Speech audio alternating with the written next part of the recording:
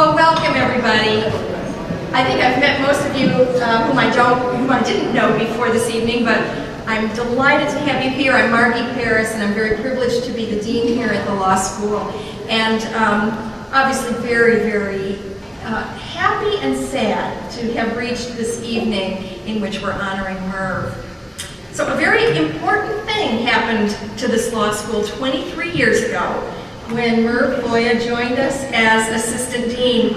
And I think all of you know that in the years since, he has been a loyal champion of this school, a determined promoter of its students, and a friend of anyone who is connected with the law or with the provision of legal services in Oregon and really anywhere that he has been.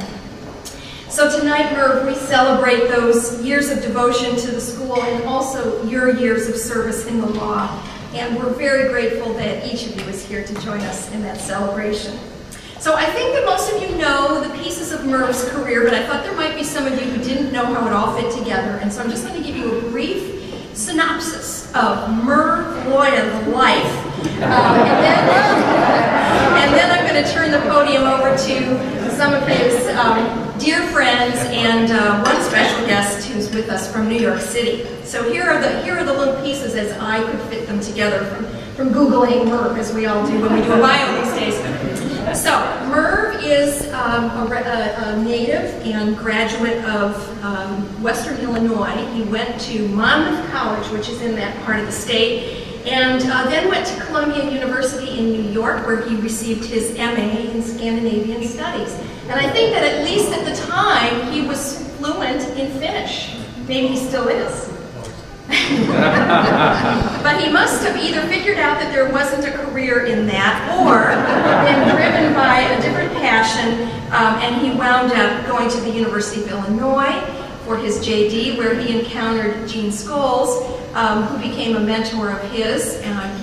Dean Scholes was our dean here at the University of Oregon. And, probably not coincidentally, after Merv graduated from the University of Illinois, he moved to Portland to begin working in the legal services program there. And from that time to the present, he has been really single-mindedly focused on bringing legal services to people. After he worked in Portland for a while in the legal services program, he moved down here to Eugene to become executive director of the legal services program here. And in that capacity, I think he had his first serious contact with this law school when he collaborated with Professor Don Vetri to develop the law school's first civil clinic, which was housed in the legal services program offices. There was a short hiatus that Merv took between the years of 1979 to 1986 when he actually went into the private sector. I think his one little experiment with the private sector. He served as an administrator for the firm that is now Harang Law and Gary Rudnick. And then in 1986, we lured him to campus, which was certainly one of the best decisions that this law school has ever made. And since then, of course, his work with students and with graduates and with employers and so forth has really been legendary. Throughout his career, he has been extremely active in state and local bar associations and in the campaign for equal justice, which helps fund legal services programs in Oregon. And then in 2007, after an extraordinary 21-year run as our assistant dean and director of career services, in which he helped thousands, literally thousands of students launch their careers, he stepped down from that position to kind of retire, except we really wouldn't let him retire. And so he became half-time special assistant to the dean, moi, something that I'm really grateful to him for, because we've had a couple of wonderful years working together, and he's helped me enormously connect with alums and the bench and the bar and with others.